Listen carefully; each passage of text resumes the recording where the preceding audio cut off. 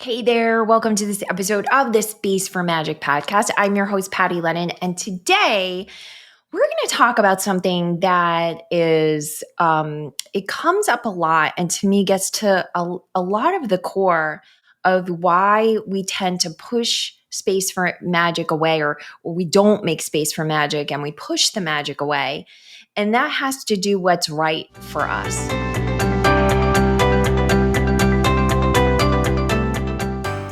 So I had titled this podcast episode, Are You Willing to See What's Right?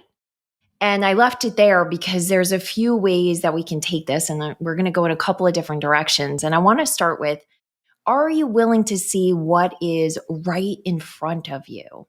And by that, I'm talking about answers that are right in front of you, signs that are right in front of you, the truth of another that's right in front of you. And so often, and I am guilty of this as well, so I am not preaching from the mountain.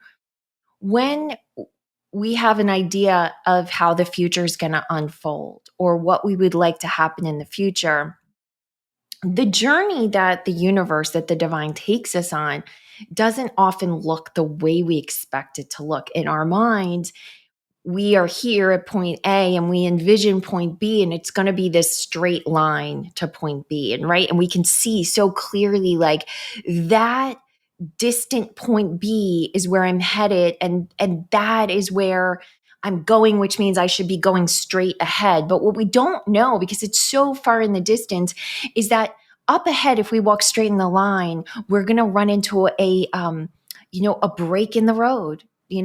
There's no way to get straight from A to B, or there's going to be a big mountain there or a big pile of crap. And the universe, the divine, knows this and is going to take us on a journey that brings us the safest and most easeful way to point B. And if point B is not for our highest and best good, then it's going to take us somewhere even better. But what happens is, as we start to get moved in a direction that's different than what we expected, the breadcrumbs of where we need to go gets laid at our feet so we can follow the trail. But we don't like that breadcrumb that's right in front of us. We don't like where we're being guided right now. And we think we're supposed to be going in a different direction. And so we refuse to see what is right in front of us. This comes up whenever I'm working with a group around intuition and getting your intuitive messages and hearing the voice of the divine, hearing the voice of the universe, knowing things, talking to your spirit team on the other side of the veil. What will happen in groups is that someone will be firmly convinced that they are not getting their answers. They are not getting their answers. And yet the rest of the group, as they hear the story of that individual, can see clearly where they're being guided, what they're being guided to. And then that occurs for many members of the group. That's someone that can see so clearly for another member what they are meant to do, what is right in glaring neon sign in front of them. They will feel the absence of that in their own lives. And I have no signs. I have no clarity. I do not know what is going. I don't know why this keeps going wrong. Why does this keep going wrong? Why is this not going right? And yet it's obvious it's not going right because the true right way for that person is another direction. And in fact, one thing failing, one thing not working, one thing not going the way that we wanted to go is really, truly guidance taking us in a different direction. But we refuse to see it. And we refuse to see it for a lot of reasons.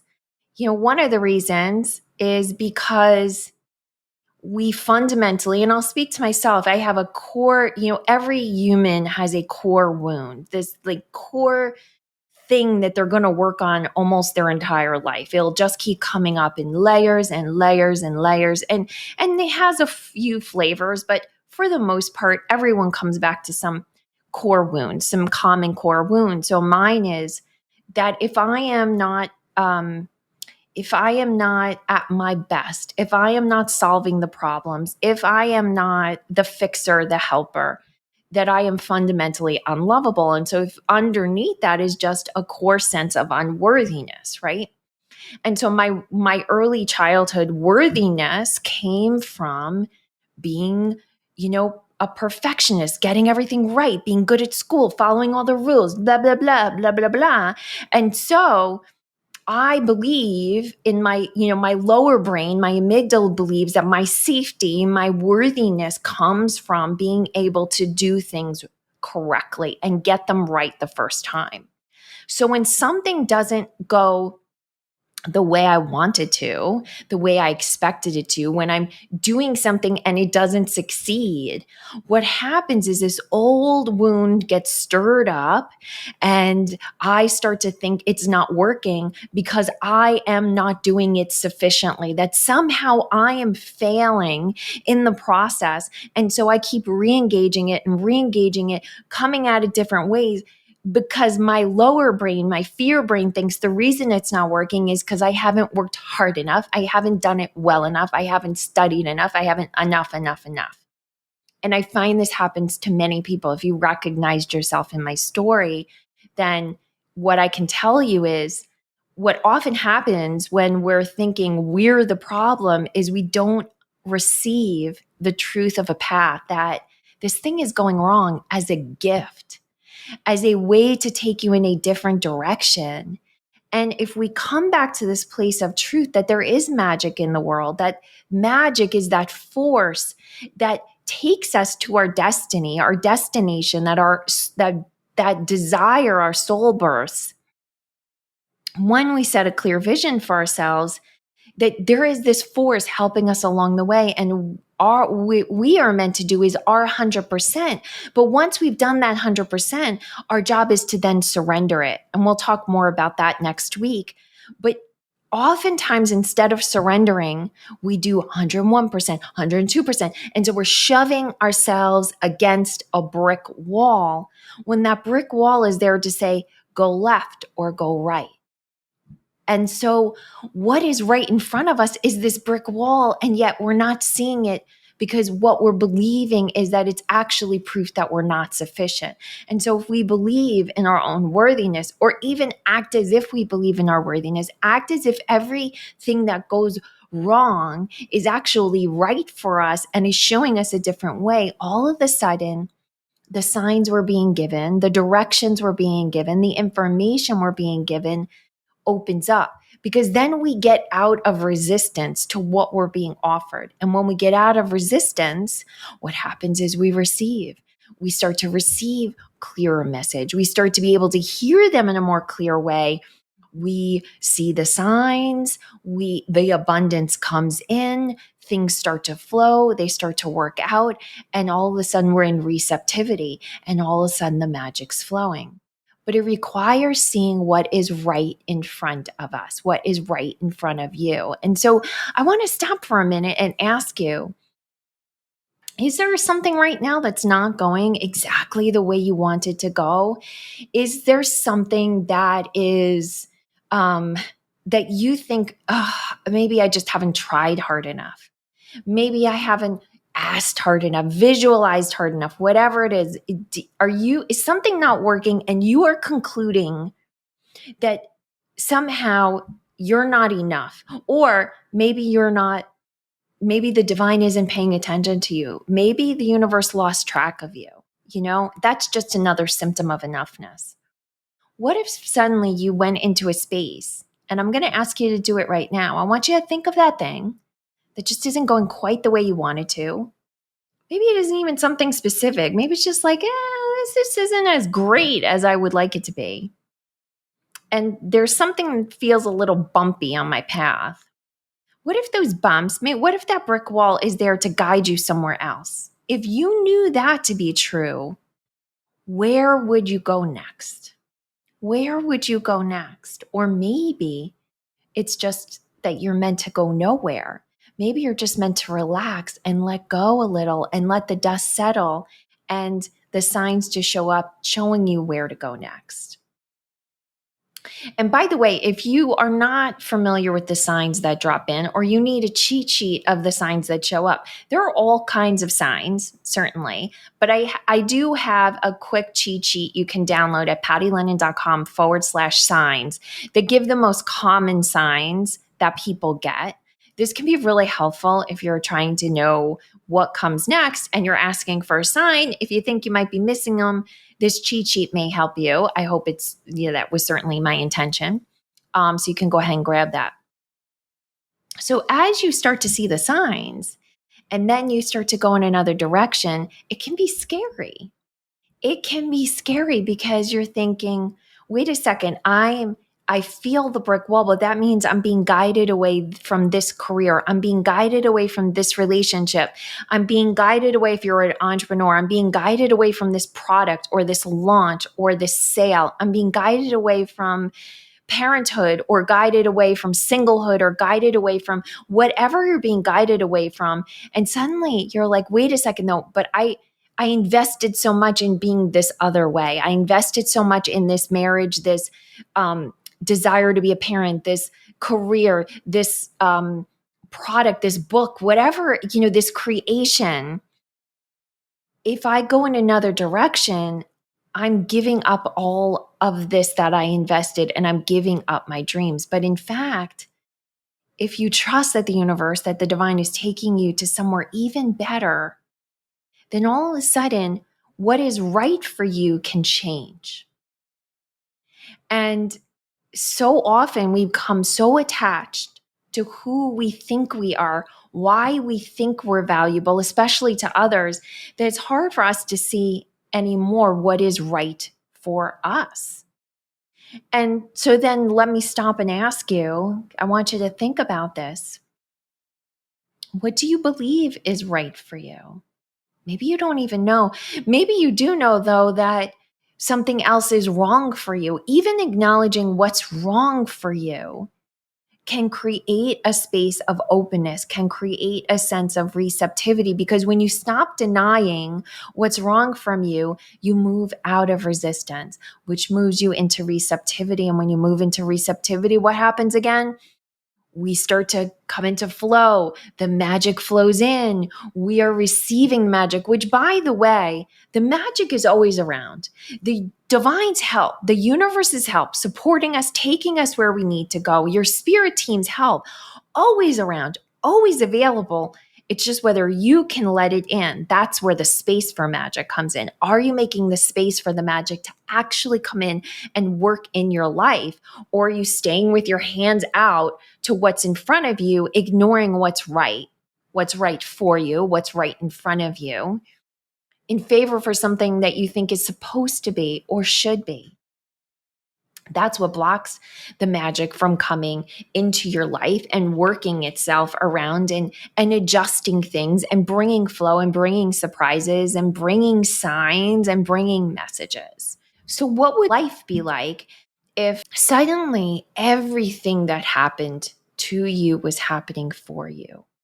Everything was a sign. And every synchronicity that occurred to support you, occurred to show you something, even if you don't yet know what that is. This morning, I was sitting out by my pool, which is where I spend every morning. And we're early in the morning when I get up, usually around 6 or 6:30. It's quiet out, except for all of the animals, especially the birds and some other little fellas. Sometimes it's a rabbit or a groundhog.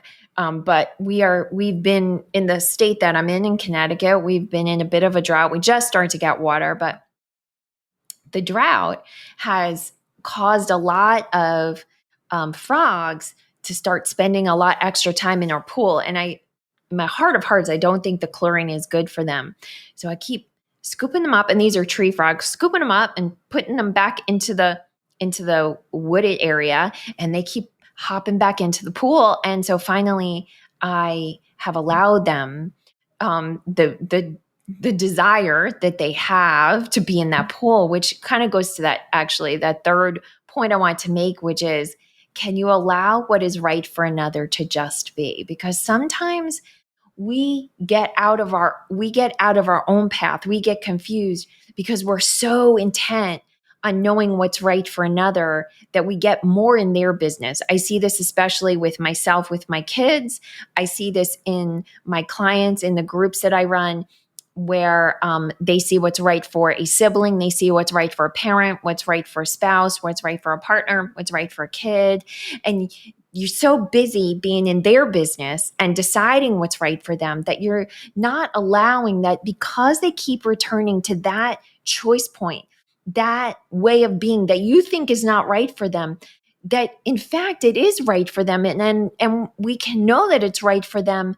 Maybe it's not going to take them where you want them to go, but it's taking them where they need to go. It's taking them where, for whatever reason, their choices and their mind need to go to get the lessons they need. And so I was watching these frogs and they just keep coming back in and coming back in. And I said to myself, okay, I have to stop trying to manipulate this situation, because they're pretty determined to stay back in this pool. And I don't know enough about ecosystems to know what the value is for them being in it. Maybe that is more important than them being, out in the trees, in the midst of this drought. But finally, yesterday, rain came and I went out and I was so excited because I was really hoping there would be no frogs in the pool, simply because I don't want them stuck in chlorine water if it's not good for them. And what was interesting is that not only was the frog there, but it was sitting on this little pad that we have in the pool. And there was a salamander on it, a little baby salamander. And it was actually a newt, a red something newt. I looked it up. And I don't know what that means, but while I was watching them, the little newt, and it was a baby, crawled on top of the little tree frog, and it just sat there. And it really felt like it was hugging it. I don't know that they necessarily get along that way. And when I looked up the actual newt, the description of it, I think I read that it was poisonous. So possibly something not so good was going on.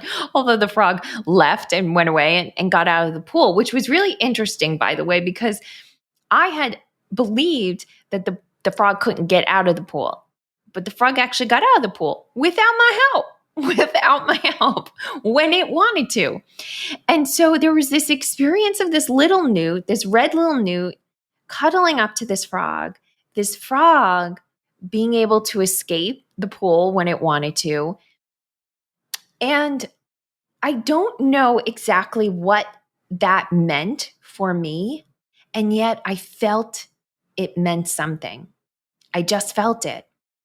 And I don't know yet. So I see with a lot of people that when we feel like we don't know what the thing is, what it means, but we feel the feeling that this means something for us. We feel a synchronicity in it happening. That if we can't figure out what it means right now, that somehow it doesn't mean something, or we're missing out on something. But what I've come to learn is see what's right here. Be willing to see what's right here. Take it in. I took in that there was a message in this without fully knowing what the message is yet. It's only been, as I'm recording this, it's only been a couple of hours since this happened, and I've been busy. So I really haven't even had time to contemplate it or sit in a little bit of a meditative space. And by little bit, I mean, I don't get into a deep meditative space. It just means sitting quietly and just waiting for something to drop in. It'll drop in later today. It'll drop in tomorrow. It'll drop in maybe a week from now. I was guided to start listening to another podcast episode that's talking about the ocean and ocean's ecosystems, completely out of a different direction. And I haven't gotten through that podcast episode, but it may give me the answer. What I know is that I have a few things that have been delivered right in front of me. I've been given pieces of the puzzle. I just don't know what the whole picture is yet. So am I willing to take what's right there in front of me? And by the way, jot it down. That's a big encouragement that I give people is write down what you see, write down what you feel when the signs come, write down what's happening, write down your confusion, come back to it later, because oftentimes the pattern, the message, the full picture is there now right in front of you. But it takes being willing to see what is there to begin with to ultimately get the full picture. So, as you go into this next week, we are in a time, this year is a time full of transformation. It is asking us to get underneath our old habits, our old beliefs, and really find what's true for us, what is actually right for us, not what are these polarized experiences of life that we're being encouraged to engage in, but really find your own rightness, your own truth, your own guidance. And it requires seeing what is right in front of you. And when you're not sure, asking for signs, asking for synchronicities, all those things, the numbers showing up over and over again, the cardinal that keeps landing in front of you, the dimes that show up, the feathers, whatever it is, they all have a message for you. They are all taking you somewhere. And again, you can go to pattylennon.com/signs to get that cheat sheet of those signs. I really do feel like we're all being guided very directly, very specifically right now. And the more we're willing to see what's right in front of us, the more we'll be able to make space for magic. All right. Have a beautiful, beautiful week. And next week, we'll talk more about that topic I touched on, which is, when do we hit our 100%? What is the surrender point where we can let go and allow for the universe to take over a little bit? So that's coming up. And until then, don't forget, make space for magic.